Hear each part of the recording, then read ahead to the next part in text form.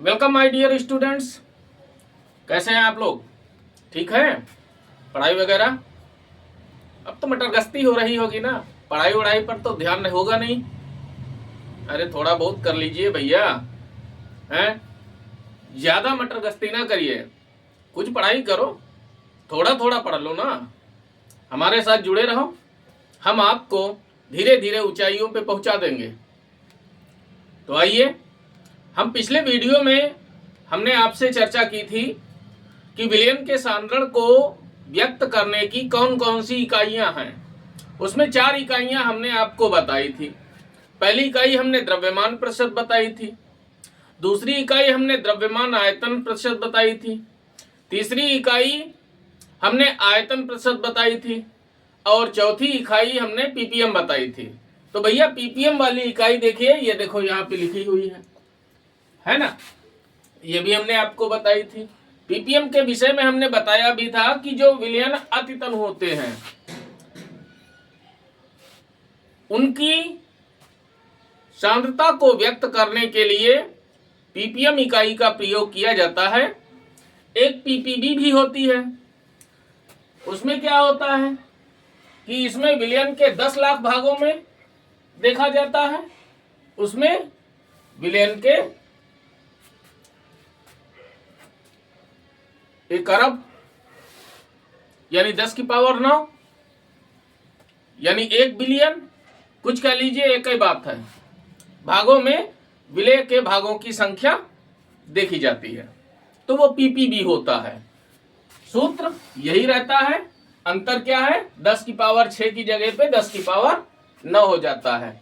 अब ये इकाइयां हमारे पढ़ाने का उद्देश्य क्या है, हम क्यों बार बार पढ़ा रहे हैं, ये क्यों बता रहे हैं? इन पर आधारित आपको न्यूमेरिकल्स मिलते हैं जो 2 या 3 नंबर के पूछे जाते हैं। समझे भैया?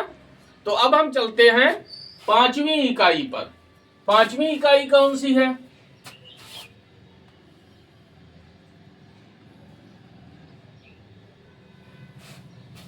पांचवी इकाई है मोलरता।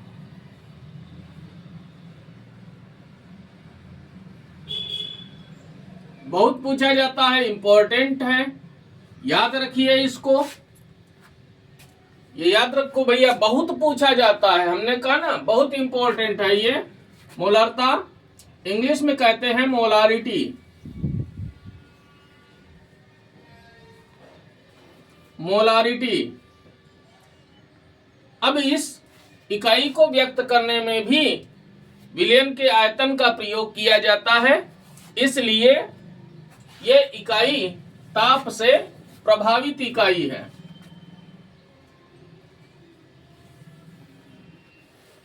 ताप से प्रभावित है।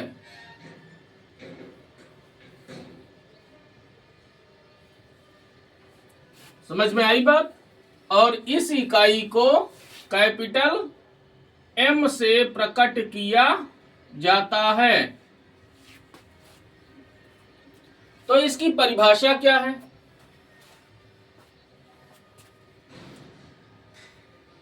एक लीटर विलयन में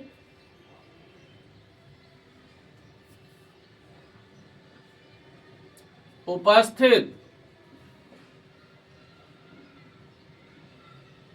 विलेय के मोलों की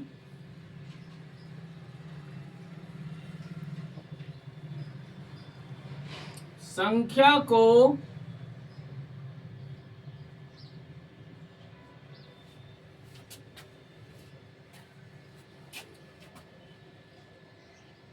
उस विलयन की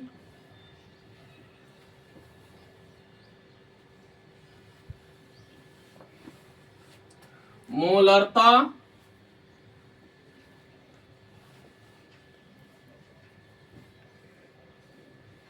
कहते हैं।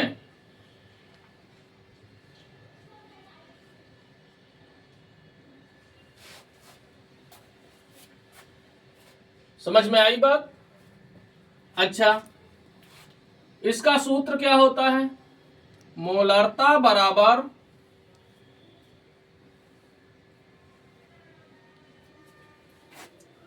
विलेय के मोलों की संख्या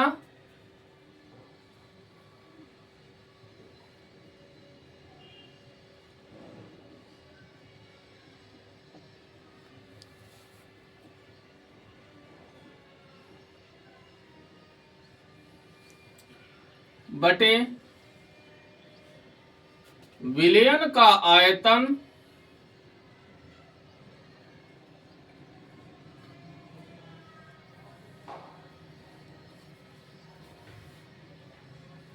और ये लीटर में होना चाहिए।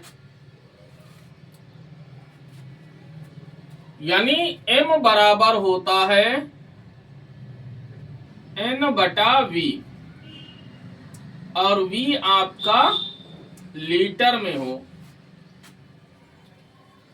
अब बात यह आती है कि हम मोलों की संख्या कैसे ज्ञात करें। तो मोलों की संख्या ज्ञात करने का सूत्र है भार बटे अणुभार। भार बटे अणुभार या हम कह लें द्रव्यमान बटे आणविक द्रव्यमान, एक ही बात है। भार बटे अणुभार कहो चाहे द्रव्यमान बटे आणविक द्रव्यमान कह सकते हो।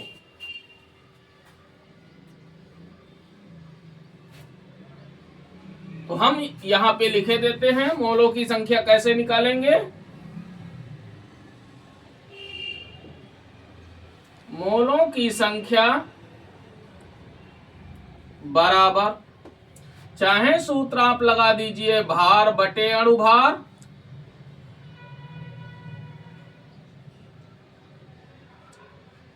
या क्या कह सकते हो द्रव्यमान बटा आणविक द्रव्यमान।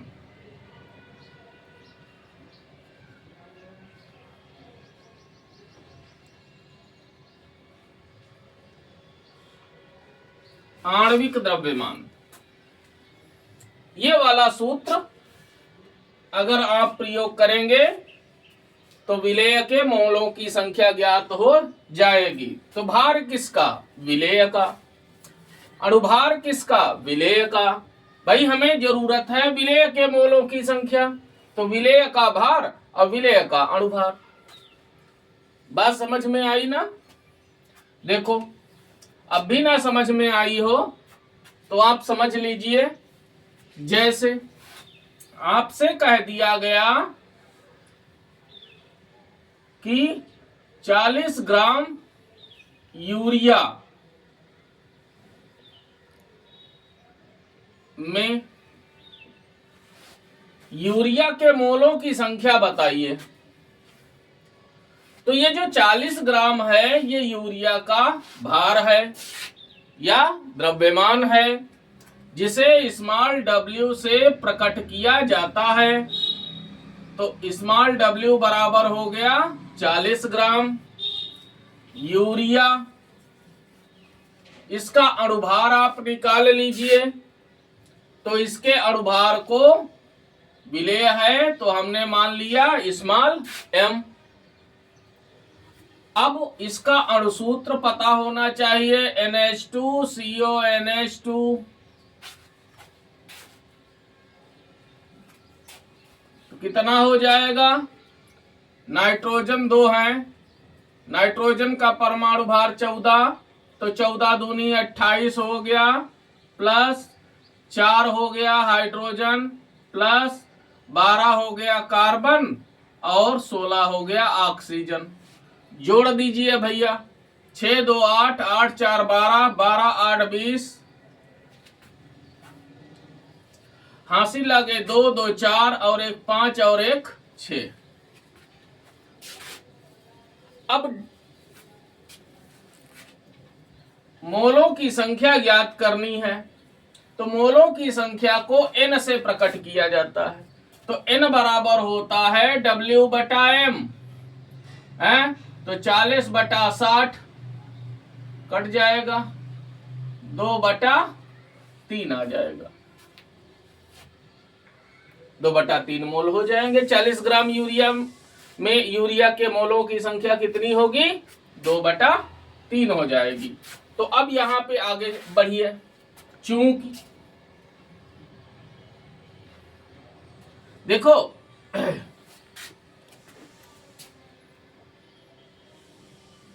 चूंकि N बराबर W/M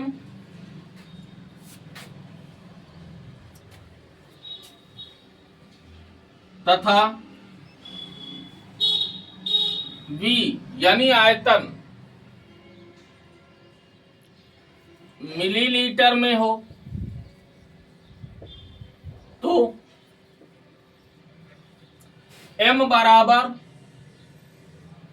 क्या हो जाएगा? N की जगह पे W/M रखो तो W/M/V आयतन, ये तुम्हारा मिलीलीटर में हो गया। तो इसको जब लीटर में चेंज करोगे तो 1000 से भाग देना पड़ेगा। समझ में आई बात? तो ये 1000 कहां चला जाएगा? ऊपर। M कहां आ जाएगा? नीचे। तो क्या हो जाएगा? M बराबर W गुणा 1000 बटा M गुणा V, और ये आपका मिलीलीटर में होना चाहिए। और ये हो गया भैया सूत्र। समझ में आई बात? इसमें कौन चीज क्या है लिख दीजिए। जहां M बराबर विलयन की मोलरता,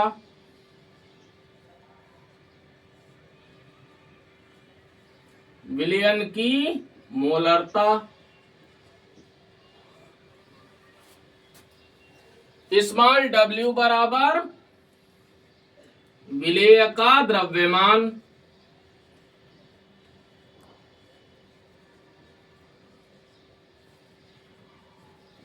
विलेय का द्रव्यमान ये ग्राम में होना चाहिए। M बराबर क्या है? विलेय का आणविक द्रव्यमान,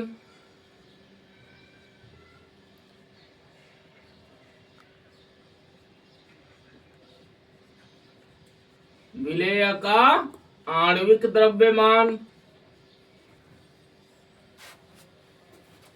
समझ में आई बात? और V बराबर विलयन का आयतन,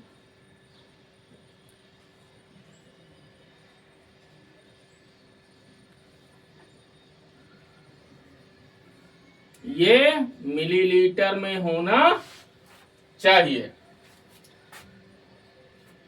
तो ये हो गया भैया मोलरता। खूब ध्यान से समझ लीजिए, अपनी कॉपी पर उतार लीजिए। समझ में आई बात ना? बहुत पूछा जाता है बोर्ड एग्जाम में, 3 नंबर में आता है। इस पर आधारित न्यूमेरिकल्स भी पूछे जाते हैं खूब। समझ में आई बात? तो खूब भैया इसको अच्छे से तैयार कर लीजिए।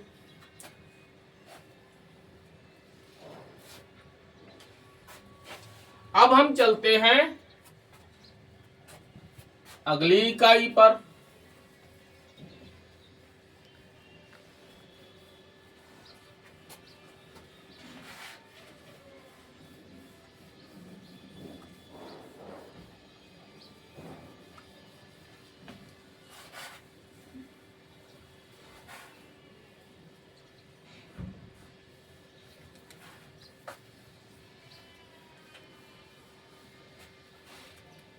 अच्छा, कुछ किताबों में क्या होगा, ये जो स्मॉल m है ये m कैपिटल M डैश भी लिखा होगा, तो आप कैपिटल M डैश भी दे सकते हैं, कोई अंतर नहीं है। समझ में आई बात? कोई अंतर नहीं है। अब छठी इकाई है मोललता।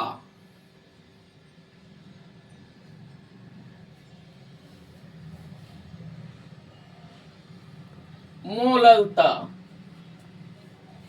इंग्लिश में कहते हैं मोलालिटी।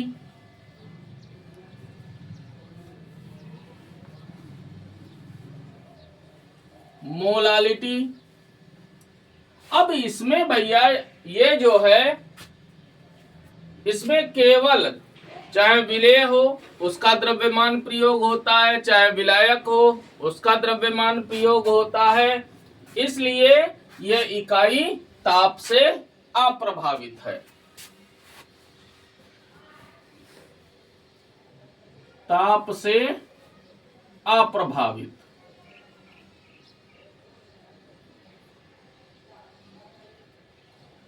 अप्रभावित। अब इसमें भैया एक चीज छूट गई, वो छूट क्या गई, यहां पर मात्रक हम बताए देते हैं। तो मोलरता का मात्रक क्या होगा?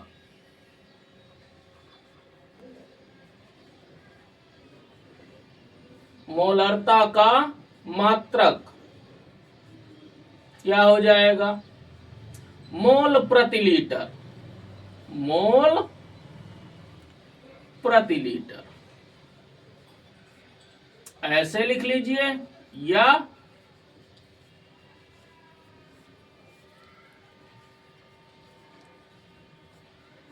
ऐसे लिख लीजिए। ये मोलरता का मात्रक होता है, खूब याद रखिए। अब हम मोललता पर बात करते हैं। अच्छा, इसको कुछ किताबों में स्मॉल m से दर्शाया गया है, कुछ किताबों में m डैश से प्रकट किया गया है, कैपिटल M डैश से। तो मैं यहां पर इसको कैपिटल M डैश से प्रकट करता हूं। कैपिटल M डैश से इसे प्रकट किया गया है। इसकी परिभाषा क्या होगी?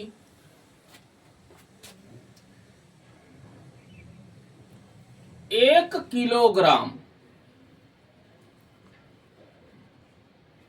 या 1000 ग्राम यानी 1 किलोग्राम या 1000 ग्राम विलायक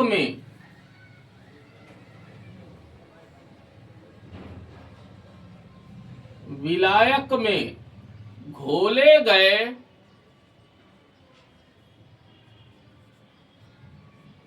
विलेय के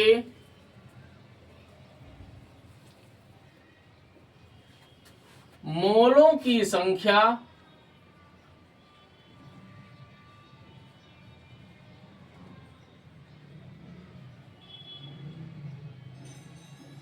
प्राप्त विलयन की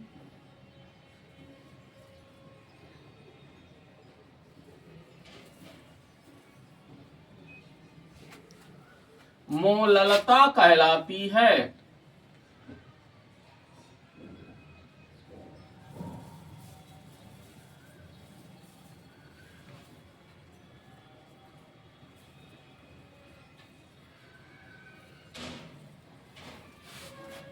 कहलाती है।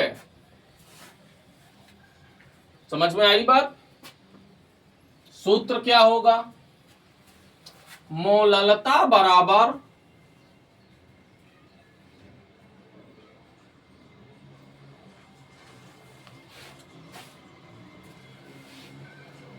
विलेय के मोलों की संख्या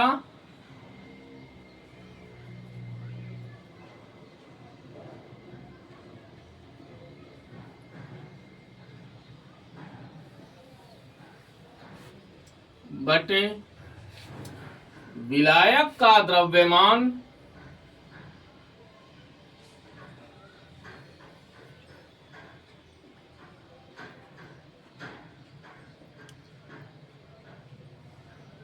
ये भैया किलोग्राम में होना चाहिए।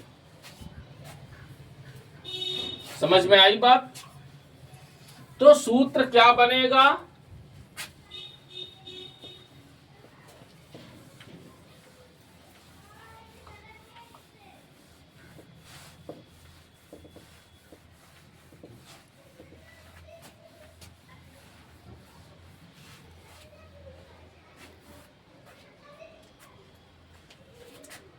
एम डैश बराबर एन बटा विलायक के द्रव्यमान को कैपिटल डब्ल्यू से प्रकट कर लिया। ये किलोग्राम में होना चाहिए। अच्छा, चूंकि एन बराबर डब्ल्यू बटा एम तथा कैपिटल डब्ल्यू ग्राम में हो,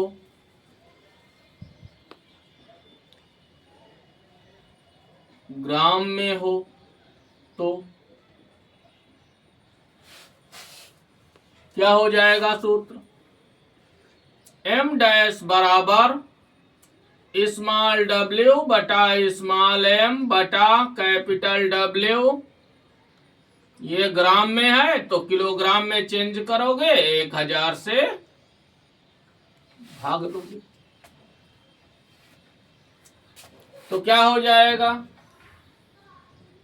एम डैश बराबर स्मॉल डब्ल्यू गुणा 1000 बटा स्मॉल एम गुणा कैपिटल डब्ल्यू, और ये भैया ग्राम में होना चाहिए।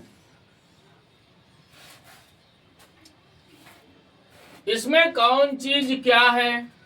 जहां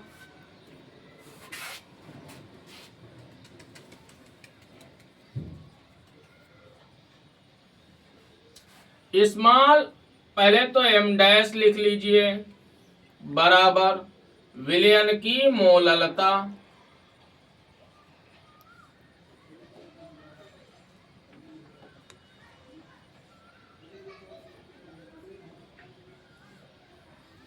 स्मॉल डब्ल्यू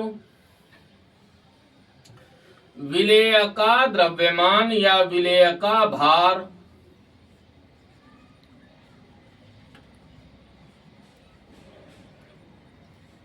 और ये ग्राम में होना चाहिए। स्मॉल एम विलेय का आणविक द्रव्यमान या अणुभार,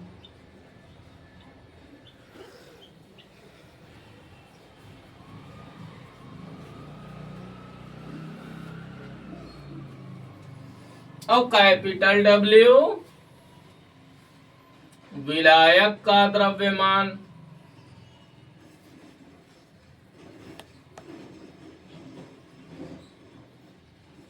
ये भी ग्राम में होना चाहिए। अब मोललता का मात्रक क्या होगा?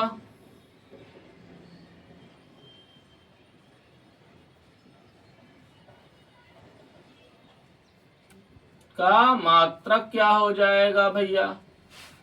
यह हो जाएगा मोल प्रति किलोग्राम। ऐसे लिख दीजिए, या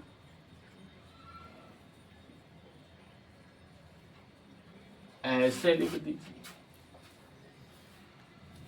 समझ में आई बात? भाई इसका मोल हो गया और इसका किलोग्राम, तो मोल प्रति किलोग्राम। बात तो समझ में आई ना? है?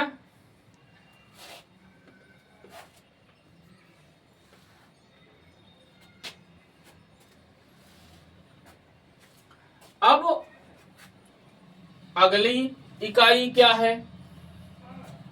अगली इकाई पर हम चलते हैं, 7वीं इकाई।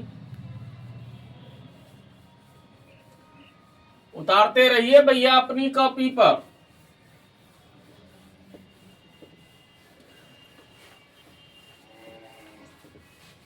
जो स्टेप समझ में ना आए आप कमेंट करके हमसे जुड़ सकते हैं, हमसे पूछ सकते हैं।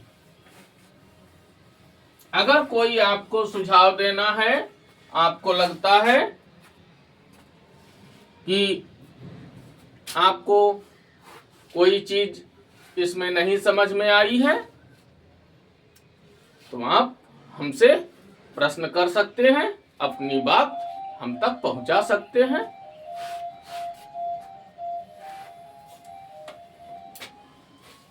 समझ में आई बात? अब अगली इकाई पे चलते हैं। तो अगली इकाई कौन सी है? नॉर्मलता।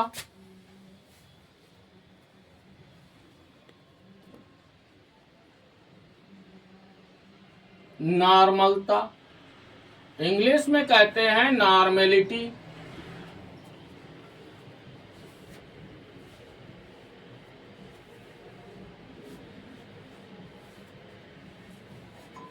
ये हो गई आपकी 7वीं इकाई। इसको कैपिटल एन से प्रकट करते हैं और इस इकाई में आयतन का प्रयोग होता है, इसलिए ये इकाई ताप से प्रभावित है।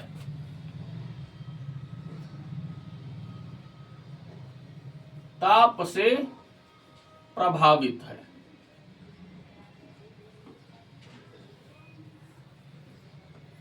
इसको कैपिटल एन से प्रकट किया जाता है।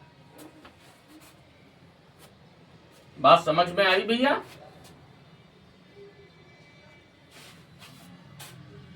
तो क्या है नॉर्मलता की परिभाषा? 1 लीटर विलयन में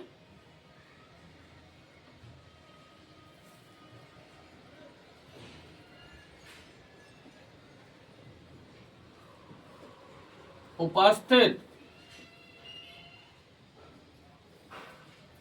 विलेय के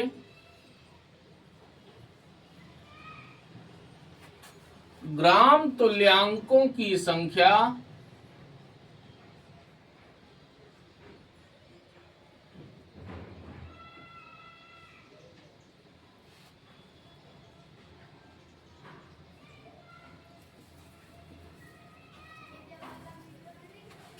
को उस विलयन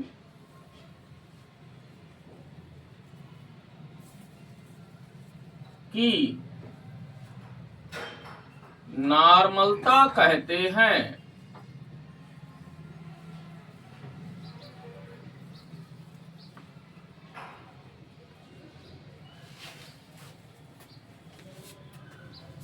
यानी 1 लीटर विलयन में उपस्थित विलेय के ग्राम तुल्यांकों की संख्या को उस विलयन की नॉर्मलता कहते हैं। तो नॉर्मलता बराबर क्या सूत्र हो जाएगा?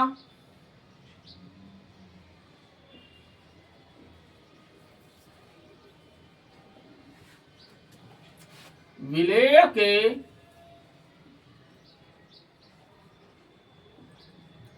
ग्राम तुल्यांकों की संख्या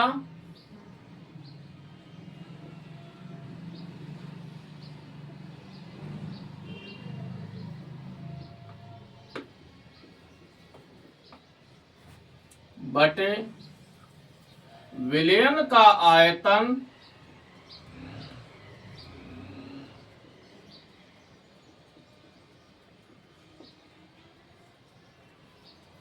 ये आपका लीटर में होना चाहिए।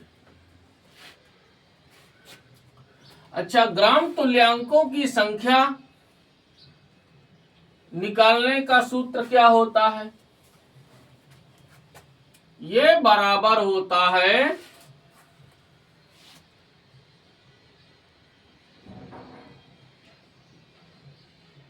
विलेय का द्रव्यमान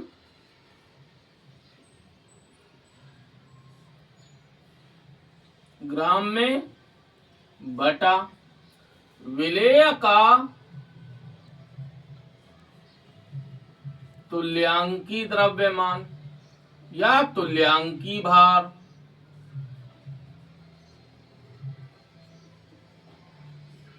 बटा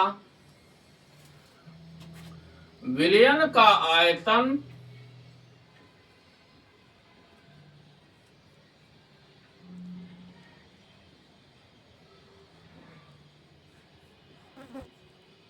लीटर में होना चाहिए। यानी एन बराबर विलेय के द्रव्यमान को स्मॉल w, तुल्यांकी द्रव्यमान को कैपिटल ई से बटा वी। अगर वी हमारा मिलीलीटर में हो तो हमें इसे 1000 से भाग देना होगा। तो n बराबर क्या हो जाएगा? W गुणा 1000 बटा E गुणा V, और ये मिलीलीटर में हूं।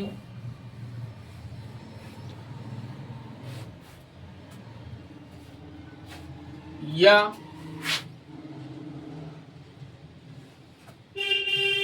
W बराबर, यानी विलय का अगर द्रव्यमान निकालना हो नॉर्मल विलयन बनाने के लिए, तो क्या हो जाएगा? NeV बटा 1000।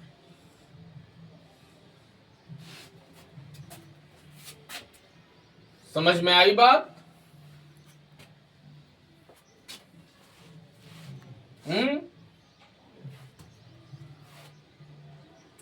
मात्रक क्या होगा इसका नॉर्मलता का?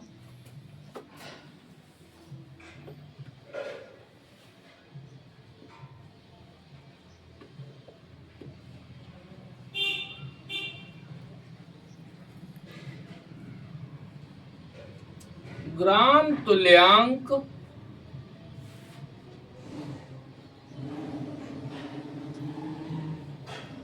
प्रति लीटर।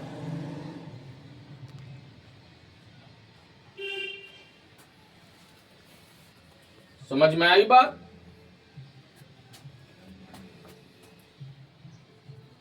या ऐसे लिख दिया जाता है ग्राम EQ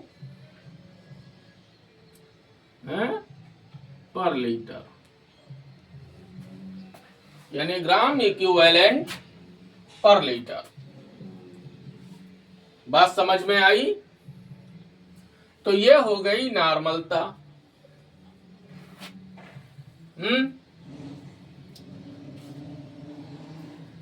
अब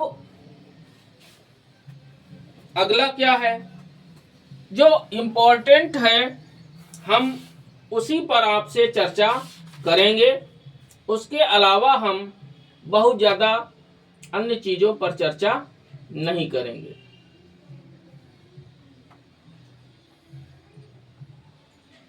समझ में आई बात?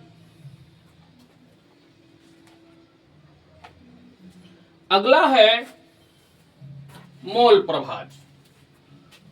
बहुत पूछा जाता है।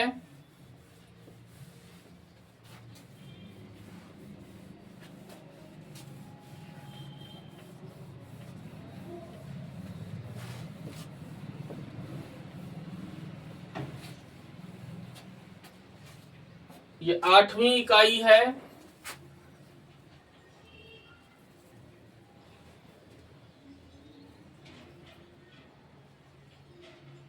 मोल प्रभाज या मोल अंश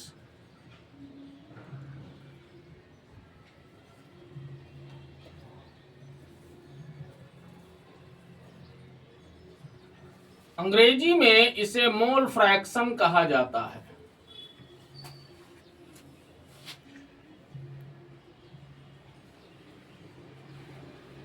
मोल फ्रैक्शन। समझ में आई बात? यह इकाई भी ताप से अप्रभावित है।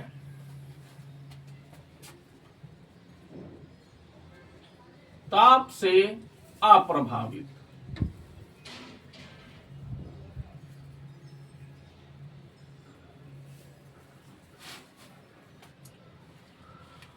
मोल फ्रैक्शन को एक्स से प्रकट किया जाता है।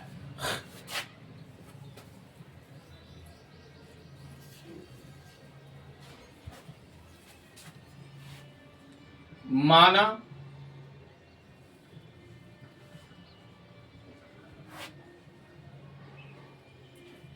विलयन में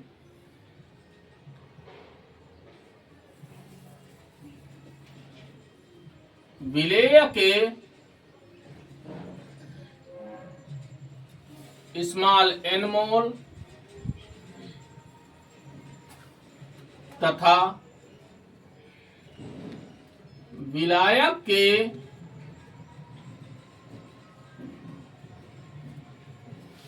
कैपिटल N मोल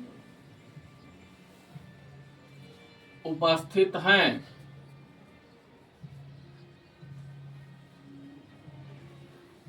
तो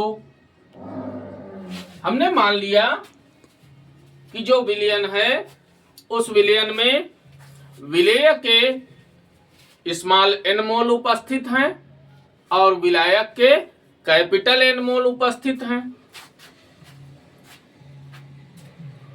तो फिर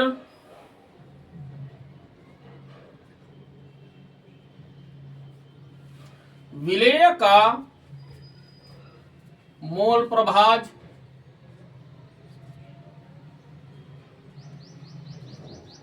बराबर क्या हो जाएगा? विलेय के मोलों की संख्या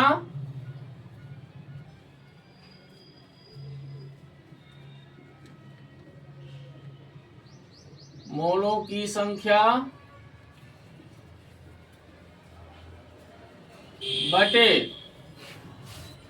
विलयन के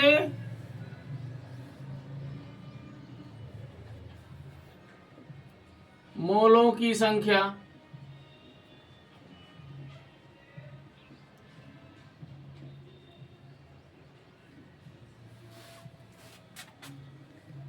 तो विलेय है तो विलेय को सल्यूट से प्रकट किया जाता है। तो हमने लिखा एक्स सल्यूट, आप विलेय भी लिख सकते हैं।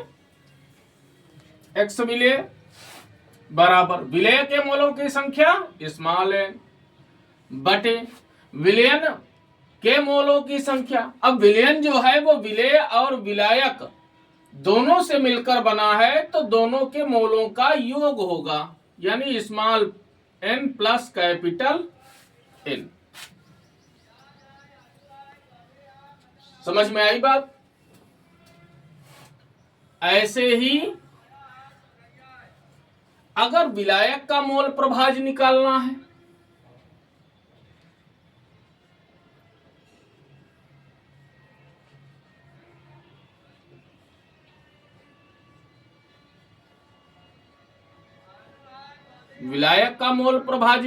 है तो विलायक के मोलों की संख्या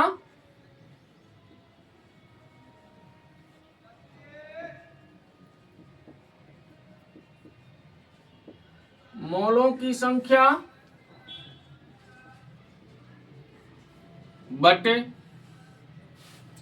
विलयन के मोलों की संख्या।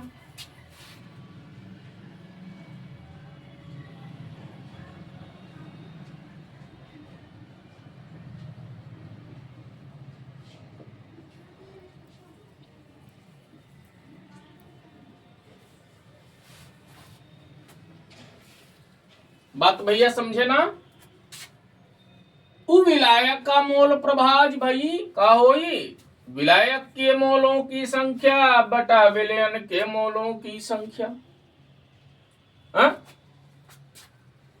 फार्मूला का बनी X solvent is equal to capital N बटा small n plus capital N।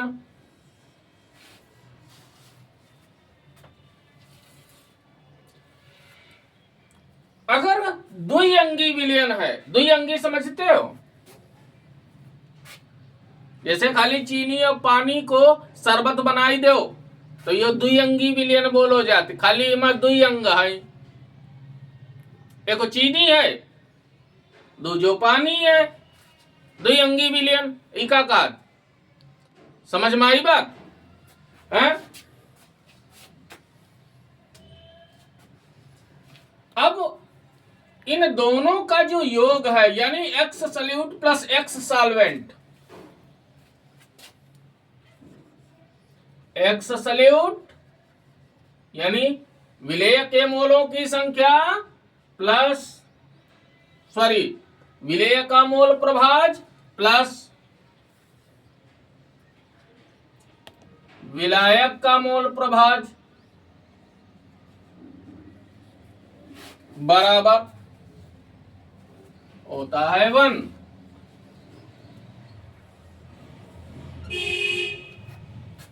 और इसका भैया कोई मात्रक नहीं होता है। बात तो समझ में आई? हाँ, इसके अलावा और भी न्यूमेरिकल से आधारित कुछ सूत्र हैं, जान लीजिए। एक है मोलरता समीकरण। मोलरता समीकरण क्या होती है? M1V1 बराबर M2V2।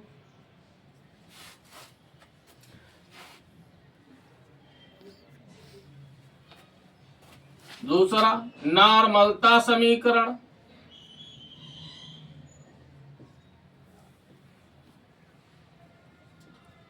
नॉर्मलता समीकरण ये क्या होती है?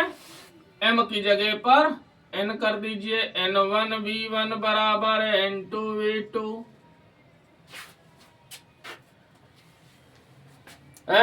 ये सब छोटी छोटी चीजें हैं, ये सब याद रहे तुमका। देखो याद हुई है तब राजा बाबू बनी हो। हाँ, वरना जो है तुम्हारो शोषण करेंगे तय दुनिया में हिया बहुत बैठे हैं, ये बिल्कुल जान लो। पढ़े लिखे होगे, कुशाग्र बुद्धि वाले होगे, हैं, तुम्हें नियम कानून जानने की क्षमता होगी, तो तुम्हारा कोई शोषण नहीं कर पाएगा। वरना इस दुनिया में बुद्धिमान ही राज करते हैं, बेवकूफ तो अपनी जिंदगी काटते हैं। हाँ, उनसे पूछो और क्या हाल चाल, अरे यार काटते है बस यही से। ये भैया बिल्कुल जान लीजिए। तो जीवन काटना है या जीवन जीना है, ये आप स्वयं तय करेंगे। हम आपसे नेक्स्ट वीडियो में मुलाकात करेंगे।